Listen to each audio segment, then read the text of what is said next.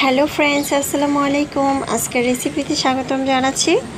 আজকে ঝটপট একটি রেসিপি নিয়ে চলে আসলাম। যাদের হাতে কম সময় তারা চাইলে কিন্তু ঝটপট এভাবে মাছটা তৈরি করতে পারেন। প্রথমে তো আমি এখানে চাপিলা মাছ নিয়েছি, পেঁয়াজ কুচি নিয়েছি, টমেটো কুচি নিয়েছি, কাঁচামরিচ কুচি নিয়েছি। আর মাছটাকে ভালোভাবে ধুয়ে পরিষ্কার করে চালনে ছেঁকে রেখেছিলাম। এখন পরিমাণ মতো লবণ দিয়ে দিলাম। তারপর এখানে কিছু গুঁড়া মশলা দিচ্ছি। হলুদের গুঁড়া দিয়ে দিলাম হাফ চামচ, ধনিয়ার গুঁড়া হাফ চামচ, জিরার গুঁড়া হাফ চামচ, মরিচের গুঁড়া দিয়েছি 1 টেবিল চামচ। আর কাঁচামরিচের কুচিটা একটু বেশি দেওয়ার চেষ্টা করবেন। এই ধরনের মাখানো তরকারির মধ্যে একটু কাঁচামরিচের ঝালটা দিলে খেতে দারুণ লাগে, ফ্লেভারটা খুব সুন্দর আসে। এখন দিয়ে দিলাম রসুন বাটা হাফ টেবিল চামচ দিয়েছি।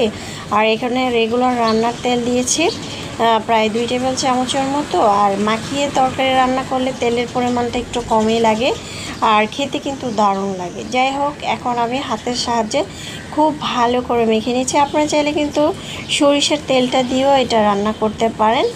আর যদি একটু স্পাইসি করতে চান, মরিচের যে কাঁচামরিচটা সেটা একটু বেশি দেওয়ার চেষ্টা করবেন, খেতে দারুণ লাগবে। আর এরকম একটি তরকারি দিয়ে কিন্তু গরম ভাতের সাথে সবাই চেটেপুটে খাবে।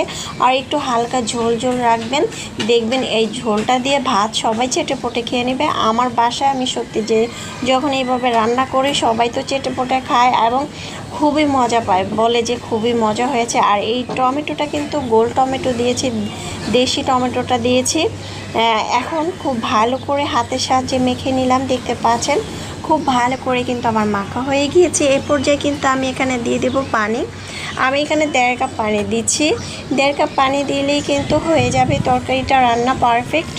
এখন পানিটা দিয়ে একটু নেড়ে চেড়ে দিয়ে তারপরে চুলায় বসিয়ে দিব। আর একটু ঝোলের পরিমাণটা যদি রাখতে চান সেক্ষেত্রে একটু 2 কাপ পানি দিতে পারেন। আমি একটু হালকা মাখা মাখা করবো সেই জন্য এখন হাত দিয়ে একটু নেড়ে চেড়ে দিচ্ছি। আমি তো হাত দিয়ে মেখে নিয়েছি, আপনারা চাইলে কিন্তু চামচ দিয়ে অথবা খুচুনি দিয়ে নাড়ুনি দিয়ে এটা নেড়ে চেড়ে দিতে পারেন। চুলায় বসিয়ে চুলার ঢাকনা দিয়ে ঢেকে চুলাটা বাড়িয়ে দিয়ে তারপরে কিন্তু এটা রান্না করে নিয়েছি। ঝোলটা যখন এরকম মাখা মাখা হবে তখন দিয়েছিলাম ধনে পাতা কুচি। ধনে পাতা দেওয়ার পরে কিন্তু আমি চুলার আঁচটা বন্ধ করে দিব।